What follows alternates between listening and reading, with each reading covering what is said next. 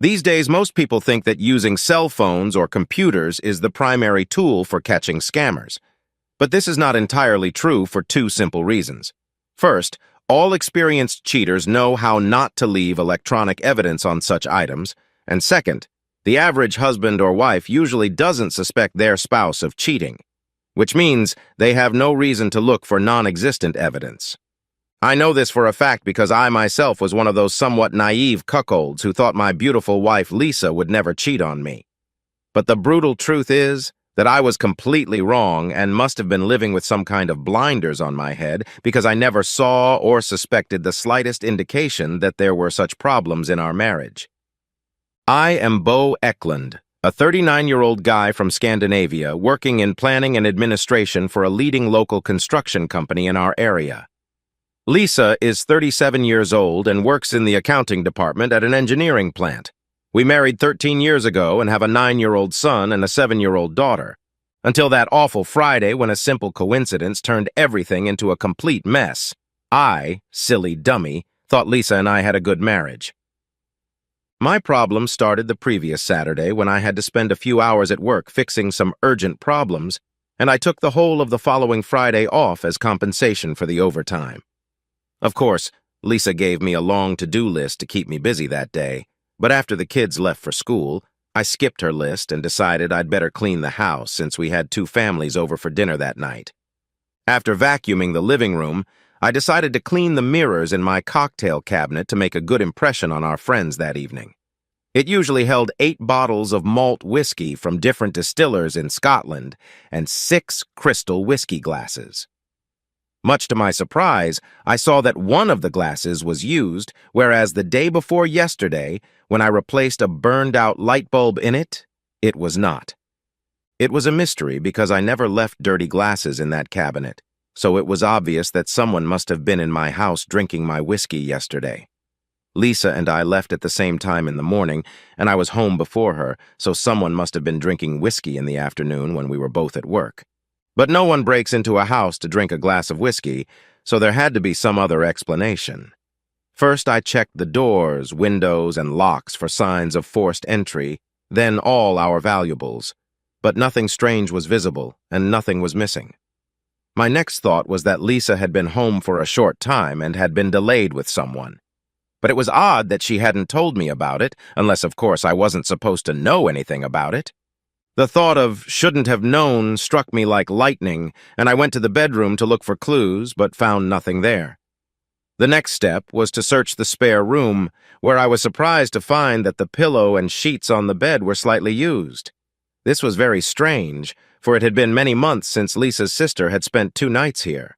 Upon closer inspection, I found a couple of dark brown long hairs on the pillow, and a small dried stain of something in the middle of the sheet.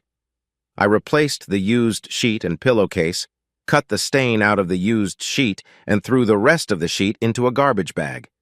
When I took the magnifying glass to compare the hair from the spare room to the hair from Lisa's hairbrush, there was no doubt. They were the same. Lisa's sister is blonde, so it couldn't have been her hair. It was clear that someone had had sex in this bed last night, and Lisa's hair on the pillow clearly indicated her involvement. Because she had been working out at the gym last night, she hadn't had a chance to fix the bed so as not to arouse my suspicions, but I don't think she was too worried about it, because I never checked anything in the spare room. If it wasn't for that dirty glass, I'd still be a happy husband.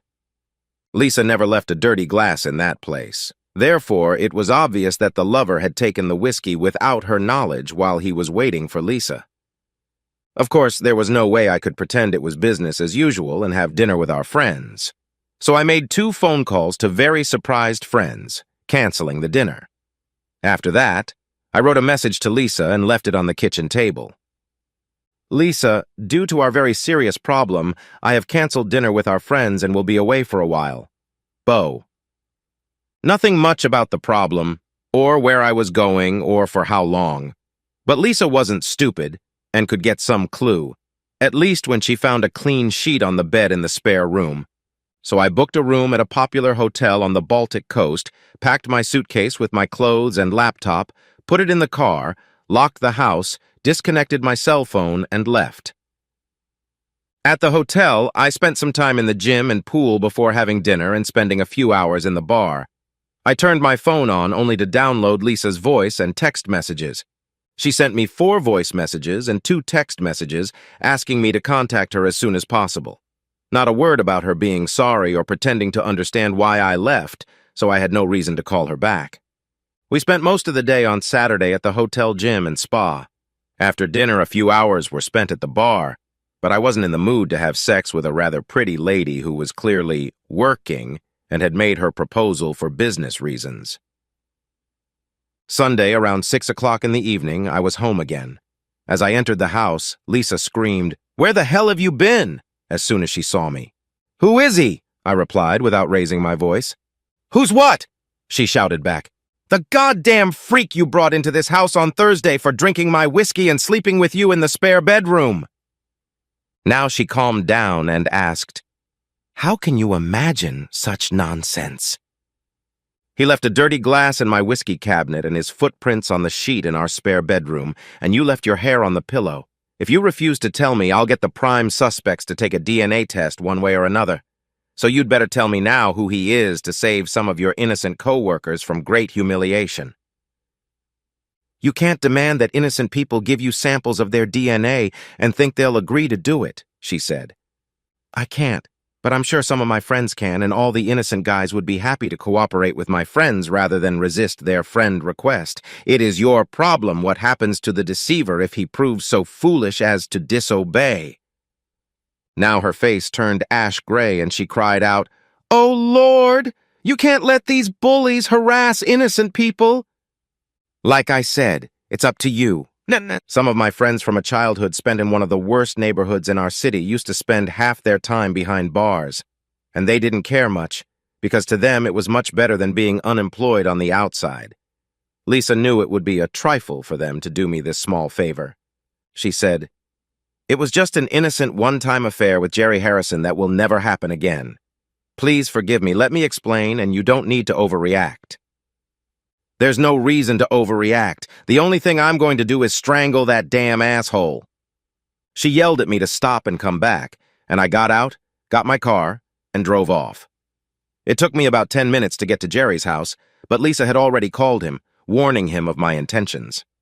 At home was Jerry's rather gorgeous wife, Veronica, who told me that Jerry had gotten a phone call and had left the house in a hurry.